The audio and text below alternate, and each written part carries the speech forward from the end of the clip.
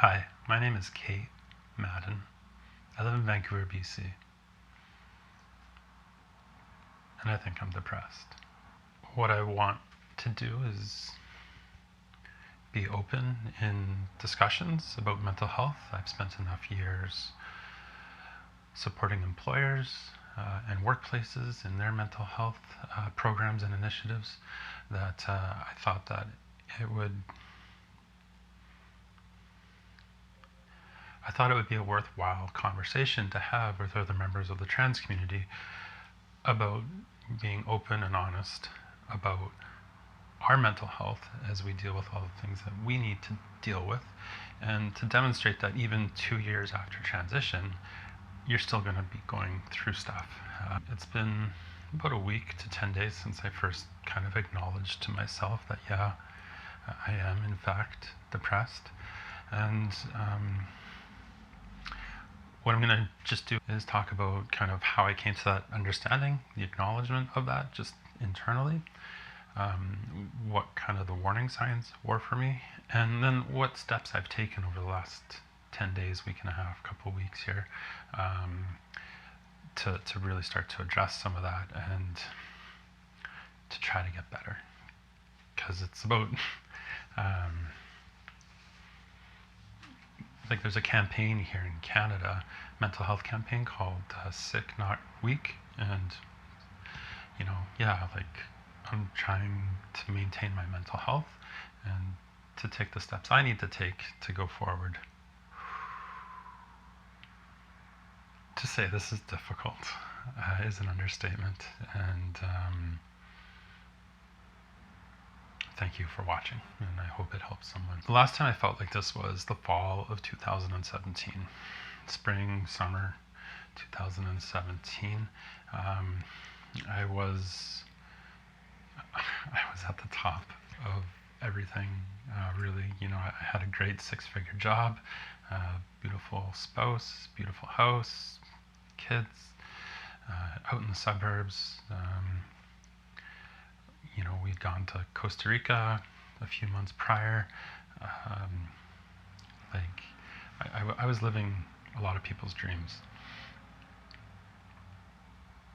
But something wasn't right, and after years of struggling with understanding my gender, understanding who I was, trying to transition previously or discuss transition or separation because of that gender confusion, or what I thought was confusion, but was really just fear, that was all weighing on me. And I was driving into town, and I heard an interview with the mental health expert on CBC radio. So we have a national radio broadcaster here in Canada. It's not exactly like NPR, but a lot of the content could be played on either or. And so I was listening to this mental health expert talk about signs of depression. And one of those signs is insomnia. And at the time, I was really struggling with sleeplessness, not being able to get to bed, or trying to go to sleep and then waking up and going downstairs for hours. Hearing this expert talk about all the other signs, and then them cluing in specifically to talk about insomnia, it just kind of got me thinking and prompting, why am I depressed? And I spent the next few weeks trying to figure that out, which then ultimately led me to end my marriage, start hormone replacement therapy, and eventually transition to my life now. And I want to be really clear. I am struggling with my mental health. I am very unhappy right now with a lot of things going on in my life, some of it my own doing. But I am at peace with my transition and my gender identity and my gender expression. And so the struggles that I have, they're just struggles, and I can get through it, and I don't have the added or the compounding effect of the dysphoria that was there previously. I love my life. I hate the struggle, and that's kind of where I'm at right now. And so that was kind of the first time that I was dealing with this kind of feeling. Over the last few weeks, I've noticed a few things in myself, and keep in mind it's 2020, late summer 2020. we're all dealing with stuff, pandemic-related, COVID life, quarantining, everything that we're all dealing with. And so it's not that I'm any different or have any harder struggles than anyone else. It's just I want to talk about it. I have really struggled with anxiety over the last couple of years since entering female range. And being unemployed for almost a year now, I lost my job in November 2019. And I was briefly employed, but it didn't work out. All the stress that comes with that, child support, how do I pay my former spouse? How do I make sure my kids are taken care of? How do I survive? How do I pay my rent? The anxiety at times has gone into panic. And I'm not a mental health expert by any stretch. I know that treatment-resistant depression exists, clinical depression. I just know what I'm dealing with right now, and that's all I want to speak to. So some of those signs of depression, I just want to kind of walk through them quickly. So withdrawal, which we're all doing right now to some extent, but withdrawal is one. Concentration problems is another. Appetite, loss of appetite or eating too much, potato chips and Slurpees are my thing. Sleep changes, insomnia, sleeping too much as well, sleeping through the day. Isolating yourself is another thing. What I'll do with that is kind of strange, is I'll actually go to a crowded area, like a bar or a park, and I'll just sit by myself, surrounded by noise, surrounded by people, and feel hopeless in that moment. But there it is. And I saw a meme about depression or mental health, or encouraging people to check in on their friends or what have you. And the thing that got me thinking that, hey, this might be a problem, is the final one, which is mood changes or irritability. I've really noticed this over the last kind of 6 to 8 weeks or so. The mood changes that I've had, really quick to anger, really, really strong feelings of anger that come out. I snap at people, lash out at them. And in a way that isn't necessarily proportionate to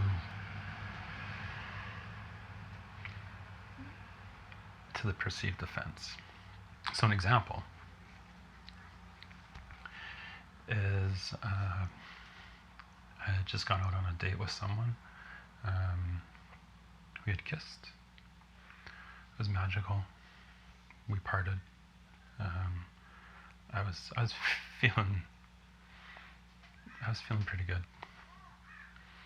And I went to 7-Eleven down the street, and I got my Slurpee.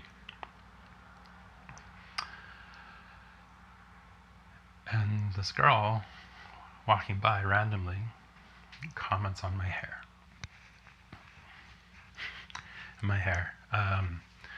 And I've had countless women comment on my hair, ask me questions about it. Who does it? Where do you get it colored like that? And I always take such great pride in saying, oh, it's natural. It was a gift from my mom. I went gray at 16. I've never dyed it. Although that's a lie. I did dye it blue when I was like 19. Green, blue, yellow, had all that. Punk rock, right? So yeah, this girl, 20, 22, very young, smiling, happy. And she comments on my hair, and she makes a lovely comment about it and asks me the same question so many people have before. Where do you get it? Where do you get it done? Who did it? How did you get that color? Whatever it was she said.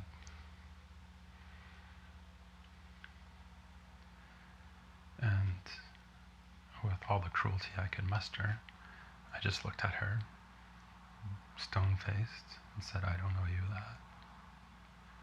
And I watched the smile disappear from her face. And she said, "You're right. Have a good night." And she walked away, and I walked away, feeling absolutely worthless.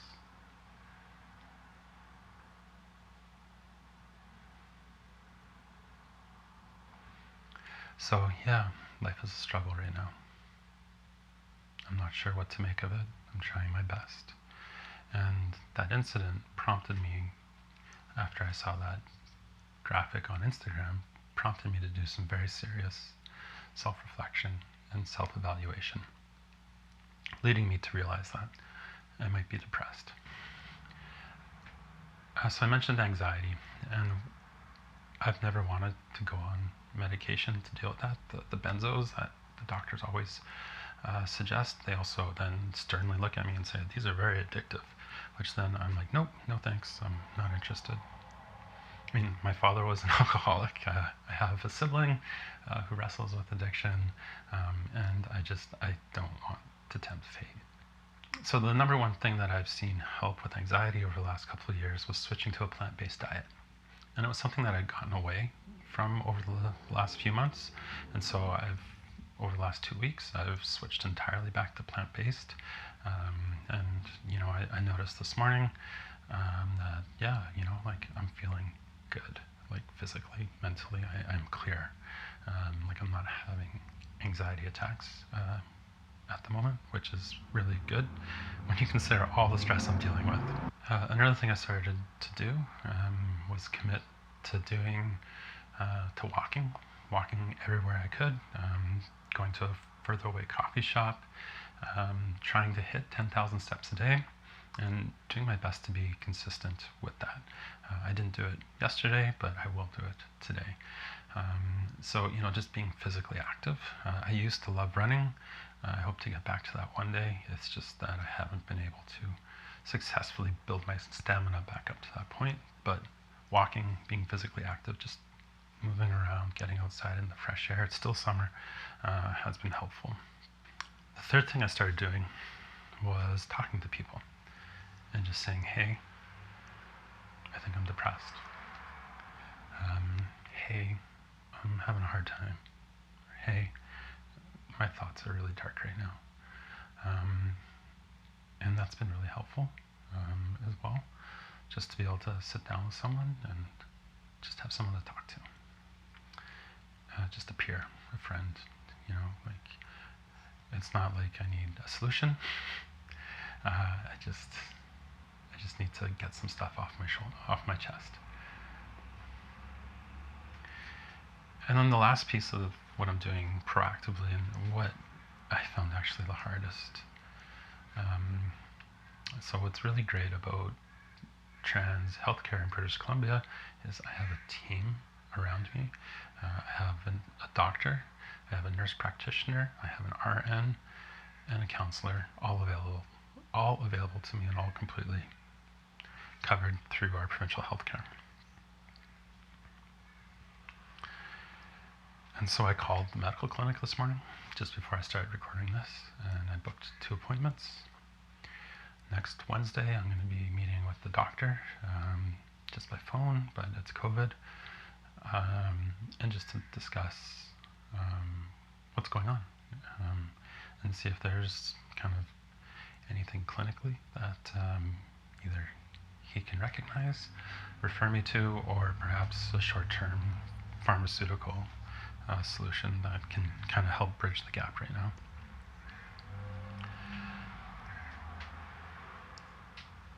And the other thing I did was set up a counseling session with the counselor that is available to me. I've met with them before. I just really find those introductory sessions with the new counselor. I had a great therapist in Calgary whom I saw for almost 2 years. We did a lot of really hard stuff together, hard work, that I have to say, gave me a lot of tools to deal with what I'm going through right now. So that's in 3 weeks. So I have the medical doctor and then the counselor. And then, the final piece of the pie really is alcohol. And my alcohol consumption and intake has exponentially increased over the pandemic and COVID. And quite simply, I'm just drinking too much. And so what I've done is really kind of tried to scale that back as well.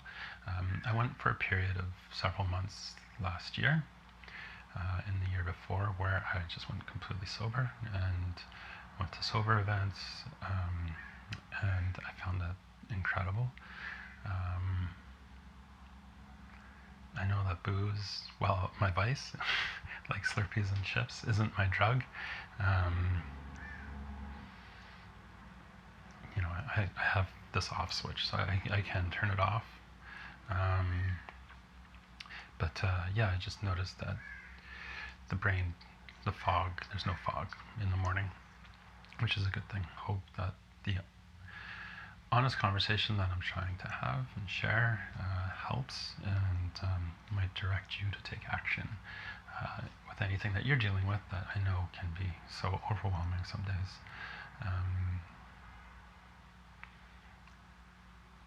But we got out of bed today. We're on the right side of the ground, and we're doing our best, even if we're not at our best. So I'll see you in a few days. So it's been about a week and a half since I recorded that first bit. I had my doctor's appointment 4 days ago, and officially diagnosed with depression.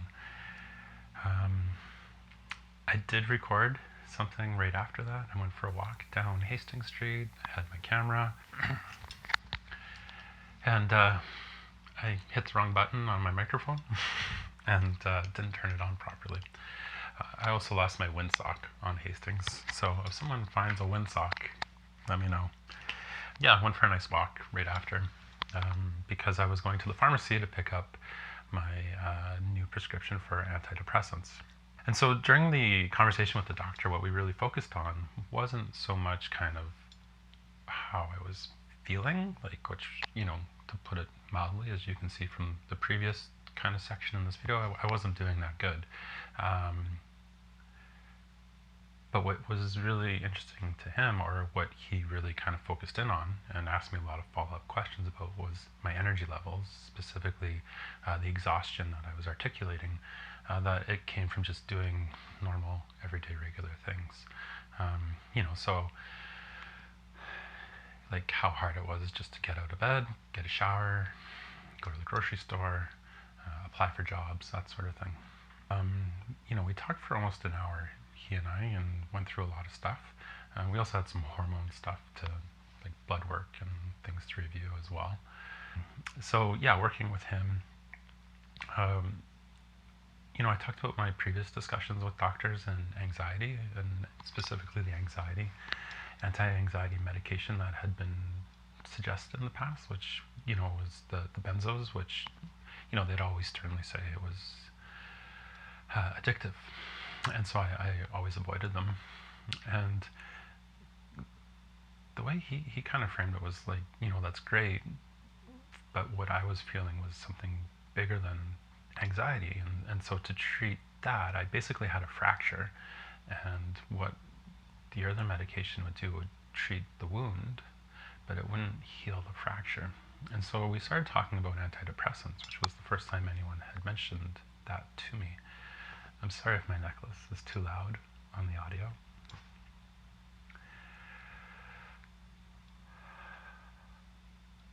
And, at the end, we kind of came to the agreement that I would commit to a year of SSRI, the selective serotonin intake inhibitor, I think is what it stands for.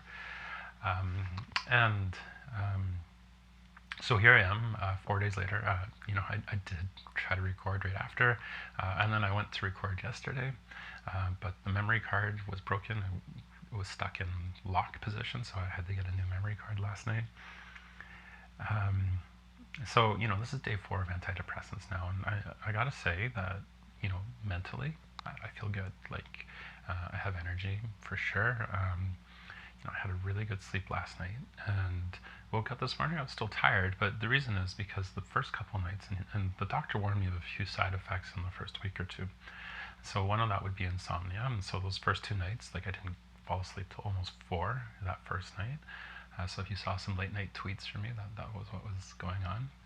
The second night was very intermittent. I fell asleep for about 3 hours, woke up for about 3 hours, went back to sleep for 3 or 4 hours. But yeah, last night, I went to bed at 11 and I woke up around 7:30, so feeling really good.